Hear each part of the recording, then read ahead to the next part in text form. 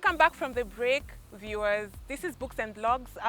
We were discussing Woman at Point Zero by Nawal El Sadawi, a North African writer. And yes, we were having a very interesting discussion. We had a few differing opinions while you guys were out on the break, so we want to hear those differing opinions now. But let's just talk about marginalization of women in the book. As a theme. That was a theme that came across, whether it was Sheba, whether it was the woman, her mother, and also the woman who introduced her to her trade. Please, Modoni. I think this is one of the major themes in the book, the marginalization of women from point of birth. So we see Firdaus was born in a mixed household. So there were boys, there were sons, there were daughters. And one of the things is when a son died, the father would beat the mother. But when a daughter died, he would go to sleep as if nothing happened.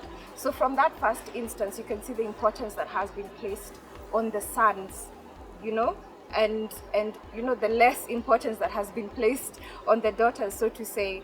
And you can already see that sort of marginalization. She didn't get a chance to go to school initially, up until the uncle, who was semi-progressive. I wouldn't say he was completely progressive, but at least he had an emphasis on school, and he gave her that chance to go to school. But even that was a struggle.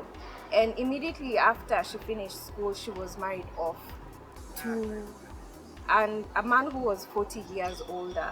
So that in itself marginalizes her. So she's been born in poverty. She's not had any chances. She's not been given any chances by her family, by society. And it's sad that even today we're still talking about the same things. We're still talking about FGM. This is a book that was written in 1975. It's ridiculous that in 2019 we are talking about FGM.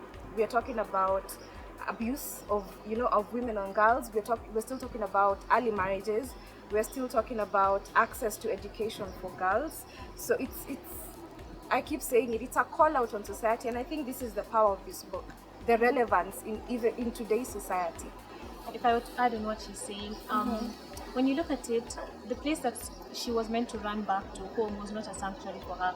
Because even when she comes back from her abusive marriage and she goes to her house and she's told, even me I am beaten, the lady tells her, even me I am beaten. So this is something that happens to women. So you should accept it and go back to your husband's house. And you find that we come to a point where society is asking, is it possible for the women who are oppressed to teach their daughters to fight oppression? That's a big question to ask ourselves. And at some point, we can see that if you want to survive with the status quo, then you have to align yourself with some of these practices. But where exactly will the back stop? When will we stop and say, now we're not going to relate ourselves with 40 years back, we're going to have a new society? At what point are we going to create this new society, and who are going to be the champions for this new society? Because something has to change. Yeah, and I mean, just to add on that, and I'll get to you, why do you think 40 years down the line, we are still experiencing the same problems that they were facing then? Are we really achieving development then as an African continent, as the world, if we are still discussing such issues? Where do you think we're going wrong? Maybe you can add on your points, Goldberg. Yeah, so before we go to the empowerment thing, because that's now what you're talking about, empowering women. I also think at work, there's a segment of the book whereby she's working, but the girls in her level of work have to have relations with the boss, to have positive, yearly reports, to get a little perks here and there at work. And I think it's really unfortunate that even after being educated, your education doesn't speak for you. Your performance at work doesn't speak for you. You could be very good, but bosses are still following you, and you're still agreeing to it because you want a positive yearly report, which is really unfortunate. So on what can be done, or what hasn't been done right, I think it's this whole empowerment, war or movement. I think it should be all inclusive, like Shiva said before. So it should be involve men and women. I think what we haven't managed to do as the world is make it a collaborative network, whereby everyone believes in it. Because if a big segment of the world population does not believe that women should be empowered, I don't think there's a way people are gonna win the war on empowering women. So I think right from education to being given the right, opportunities. And again, this is something I believe most of these, and I'm not attacking feminism, the empowerment that goes on, even in the country. It's okay. You can say it. We just call girls and women to the rally and tell them you should stand up for yourself. You're beautiful. You're worth so much. You should have high self-esteem. But that's the word. We don't give them the actions. Like when she was being married, what was her best options to explore? When you're living with your uncle and your uncle and your uncle's wife thinks that they should be married, what's the best option? When you're married to a man who beats you but is still stuck at that marriage, what's your best option? Is it to leave the man? Is it to be the man again? You see, that kind of we need to have such conversations. The action points, not just the talk about you should be empowered, be beautiful, no one should lay a hand on you. No, that's important, but the action point. What action points are we looking at? Yeah, and I want to speak to the, even as we're working on the women, there's this what we call the cycle of there's this cycle where she was talking about if you have if a woman is beaten, yeah, and a daughter is growing up in this family where the mother is being beaten, even if even if she in future, yes, she's taught from outside there that she's being empowered out there, yeah, which is what the education, the information that you're trying to bring in. But at the end of the day, remember the growth of a child. There's some years that are very crucial to a child's life, yeah, that will determine their reality in the future. So at the end of the day, there's so much information that we're trying to get out there. We're trying to empower these girls, but we need to remember that the home, where this sanctuary that we're talking about as they're growing up, yeah, it needs to start from when they're children. Yeah, so we need to talk to the men. We need to ensure that the men understand, yeah, that they're bringing up these children. They're bringing up sons who are seeing them beating their mothers. They're bringing up daughters who are seeing that men are beating. It's okay for them to be beaten. So it will end up being a cycle if we don't start from the childhood. And the second thing is that we need to help men recognize their privilege. Yeah, we talk about racial. When it doesn't matter whether it is racial or social or whatever injustice. At the end of the day, people, the men or whoever at the other end, need to recognize their privilege. They need to. Sometimes when we are talking about these things, even in the office, the people don't really understand. But that's not a common day thing. I mean, it's not a modern day thing. This is not happening right now. I mean, you're here, yeah, you're in the office, yeah. So yeah. That means that you've been empowered and that everything is. I mean, we are progressing, but you need to understand. I think they don't recognize that there's an upper hand they get right from childhood, that we have to fight, yeah, to get, I mean, to even be at par with them, we have to fight, yeah, to, even in the office, sometimes I'll say something as simple as when you're in a boardroom and you're giving ideas as, colleagues, because it's such a paternalistic society, you will find sometimes where you will give the same idea as a fellow colleague who's a male colleague, and probably the boss or the men in the house will be like, oh, your idea is so good, and yet you gave the same idea. Yeah, but apparently it is heard more or heard better when it's coming from the man. Yeah, so I don't think that they actually consciously think about where they've come from, whether they're sisters or whoever at the same power with them, or I mean, they need to recognize the privilege. They need to think about it. They need to understand that there's actually a difference. Then from there, we can start talking about getting them in to empower the women, empower their children, empower their wives. Then we can start working together, and then there can be a change. So we need to start from the roots. All right. You've spoken about the role of religion. So when you're timing your point, perhaps you can say how religion has played into the marginalization of women in the book. Okay, so my point was on the, the, the, the, the role the law has failed to play in addressing these issues that were faced 30 years ago. The earliest recorded writing of rape, marital rape, for instance, is by Sir Hale in the 17th, when he says that when someone can't rape the wife, then who can he rape? But we are going into we are getting into a time when women should be given more power and women have more say on what they want for themselves. But laws legislated as late as 2006, the Sexual Offences Act, fails to protect the woman.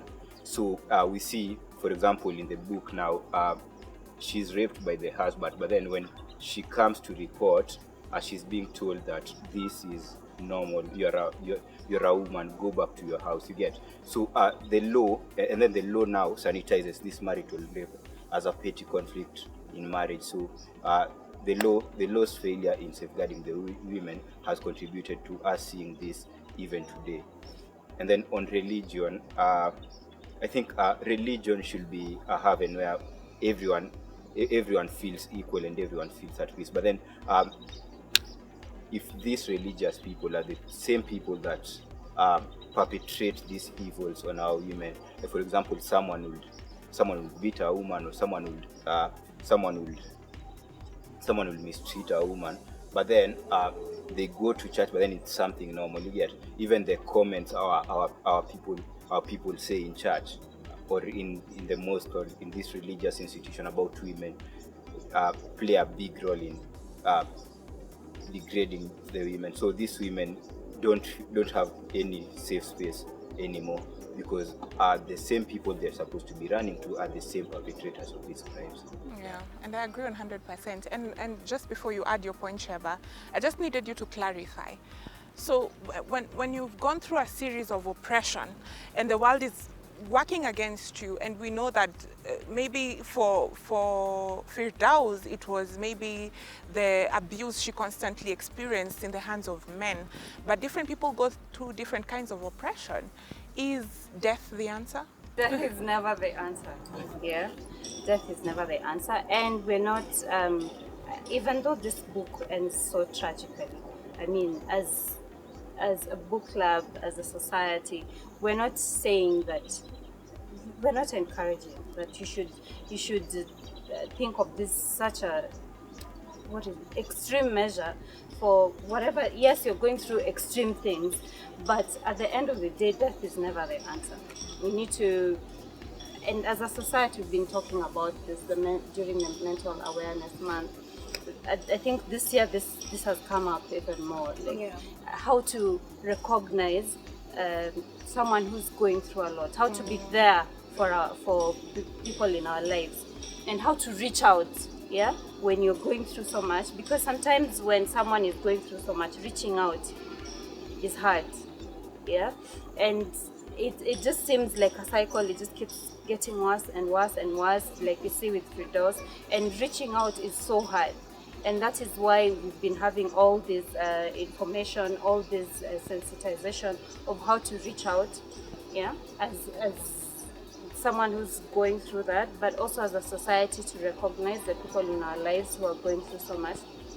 Sometimes just a word, just calling someone and saying hi, and even just a sentence. Like in the book, there's a part where Firdaus is asked by Bayomi, that what do you prefer, oranges or tangerines?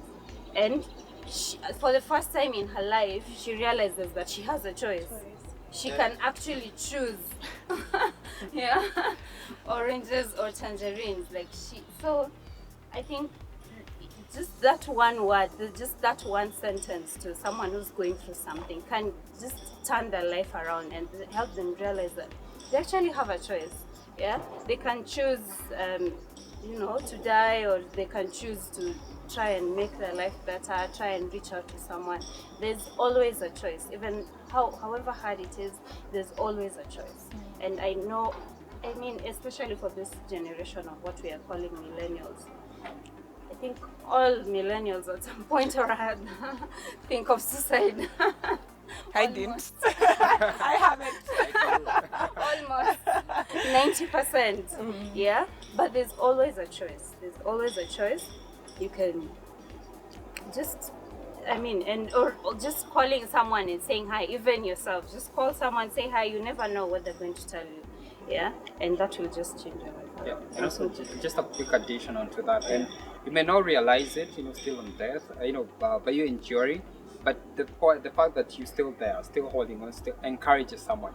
You may not feel like it, but you speaking of all the struggles you've gone through, and you haven't thought of suicide or death or what other means are dangerous, it just encourages someone else. Yeah. But I think for Firdaus, she needed to take one for the team, like one for one. Wow. It's never that serious until someone dies. And What? then No, we're not they see a encouraging falling. But she was not the first one. Take one for the team. A lot of people have gone through that. Philip, there you're on your own. This corner is for Philip and his what? His team. But then you see, it's never serious. Like It is. it's It never is actually. like people It is never not take it. serious. The stakeholders don't take it seriously Oh, okay. until Yeah. it reaches a certain Okay, level, which is someone dies. unfortunate. Yeah, which is unfortunate.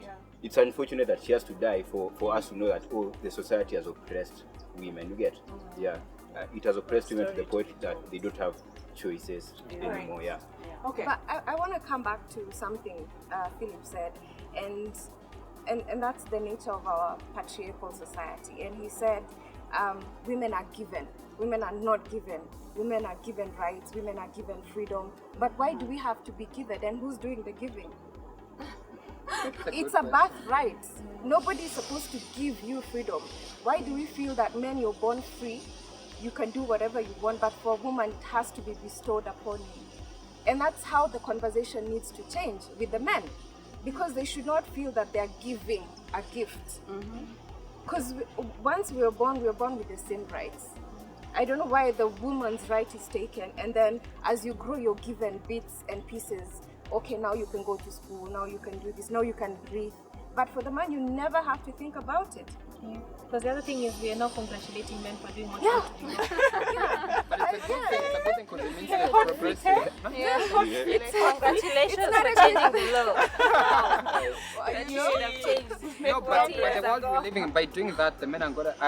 They're gonna do it more by doing it by congratulating them. I'm sorry they have to, but by doing that, by telling them and giving them a pat on the back, it's just gonna encourage them to do it more. So I think it's a good thing. Yeah, And I agree with you. especially when it comes to things like legislation. At the end of the day, the house is 90% men. Yeah. So you as a woman, yes, you're fighting and you're coming up with this new, idea or law that you want to put forward. But if the men don't support you, practically, in reality, if they don't support you, it won't go anywhere. But then it's so sad that we have many women, as according to the population statistics, we have many women than men. But then in our parliament, we still have more men. In our churches, we still have more men. In our religious institutions, we still have more men who decide on issues of the many women that are out there. So I think we should start from changing the system, and then it waters down. Yes. As we we're running out of time, guys. So we're going Just one more thing. Sorry. It's okay. One point as we wrap up. Yeah, as you're saying that there's so many more women than men out Yeah. there, but as women, it seems like we're not lifting each other, we're not So supporting each other. are we our own worst enemies? It would seem so. No. Clearly, for 40 years, No. it would seem so. No. Since 40 years down the line, we're still speaking about the The same characters thing. in the book. Especially, let's say when we talk about religion, the men do these things, and we just I think that's another thing that the patriarchal society has taught women to believe, that we are our own worst enemies, and it's historical. it's something that is so historical. So you cannot just say women are their own worst enemies when you have a system that is not empowering women, a system that is so biased against women, a system that, like, you know, we read in the book, this is a system that didn't give this woman a shot at life. You know, and like, and you said about the cycle. The women in her life have gone through this exact same system. So they do not have that capacity to empower the next woman. And as much as we're saying it hasn't changed, I think in 40 years, we have grown to some extent in the sense that we are changing the system slowly by slowly. We're having these conversations, we're including the men in these conversations. And what I keep saying, and when we were having this discussion as a book club, I said, I always marvel at the man's ability to compartmentalize the women in their lives. You know, you have your mother here, and then you have your daughter here, and then your wife here, and then any other woman is fair game. Hey, yeah. No one touches your mother. Touch your mother. You've announced And then, quite some yes. hot wires. Yeah. And then there's your precious little girl, you know, nobody can touch your little girl. And then your wife, okay, it depends, you know. But if we were in a society where men treated all the women with the same kind of respect they do their mother, we'd have a changed society. And that's where it needs to start from.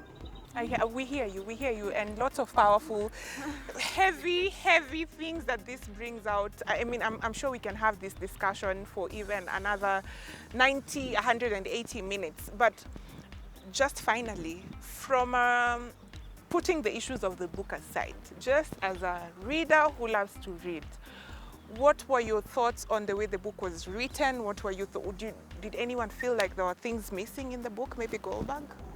No, I think it's a great piece. It's a masterpiece. Noah has done an incredible job in, provoking the reader. And I'm just reading it, just as a reader. And again, it's not easy to take, a reader through a story within a story. Because, that's the style she's taken on. And, there are lots of, disasters and tragedies, rather, surrounding the protagonist, Frida's. So she's done a great job there. The characters are awesome. The plot has been awesomely developed. So, and it's a great book. It's a great book that I would recommend to anyone. All right.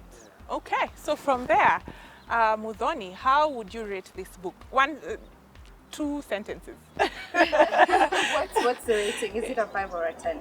The rating is a 5. Then it's a 10. Why? Wow, okay. Wow. I can't fault this book because it's a very small book. It's 142 pages. You can read it in a day. Like if you were to sit in the morning, you'd be done by lunchtime. But it has so much flesh. It talks about so much. And if it were longer, it would have been too heavy for the average person to take in. So in 142 pages, she managed to reach into our souls and our hearts, and our feelings. And we've had a discussion for an hour, and this is such a small book. So it elicits so many emotions. It talks about so many things, and it's still relevant 40 years later. So for that in itself, it's a 10 out of 5.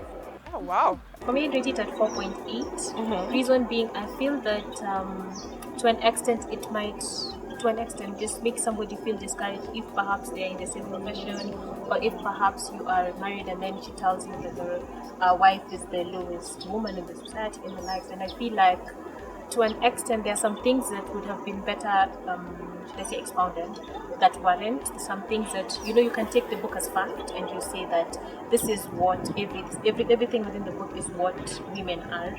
But I feel that some of the issues are for us to now come and unpack and unravel. And of course, it's again based on where you are. You might have different opinions. It also depends on where it finds you. So this book might end up, let me say, triggering things within the particular reader that might not have been the intention of the writer. That would be it. Okay. Shortly, how would you rate this book? Yeah, so very quickly, out of 5, I give it a 4, and it's missing 1 because I think the end would have been different. I would have loved to see the protagonist, previous, turn around her life, probably get out of prison, get a pardon from the president or someone. And it's also sad that the playwright, the actual writer of the novel, at some point went back to prison as an actual prisoner. Yeah, Yeah. yeah. You know, because of fighting for women's rights. So it's just unfortunate. But yeah, she's done a great job. 4 or 5 out of 5 rather. For me, I'd rate it a 4.8. Yeah, and because it was very realistic, even the death for me was quite realistic because if it was a fictional book, there might have been, you know, like some encouragement, oh, she conquered everything. But in reality, women die. Yeah, they die for this. They die because of all these social issues. So it was very realistic and it brought out a lot of the issues. 4.8. Everyone should read it. Male, female, anyone read this book. It will give you a new perspective of, you know, women if you are not already in the same situation. All right, Philip, 2 sentences. True. Yes. Okay, I think it's for me it's a 4.9. It's too short. It's a perfect miniskirt. You see, too short to arouse suspicion and call for action for the stakeholders in upholding women's rights and standing up for giving women the space in the society. But then it's also too long that it covers the essentials. It tells you about all these ills. So 4.9 for me. All right. Yeah. Thank you very much, bookish people, for joining this book discussion. I'm hoping to. your rating? I will give it. I'm hoping to have more of you guys from your book club, because I feel like African literature should be discussed and must be discussed at this time and age to encourage more African writers to keep writing. Thank you for joining us. We were discussing Woman at Point Zero by Nawal El Sadawi. You heard everyone. It's a great book. Please go pick it up and read it. Personally, I'll give it a 4.5 simply because I usually like a sense of humor here and there. So if you're the kind of person who likes a sense of humor, maybe don't pick this book, but it is real, it is important. It's an important book to have. That being said, thank you for joining us. See you next week. Adios.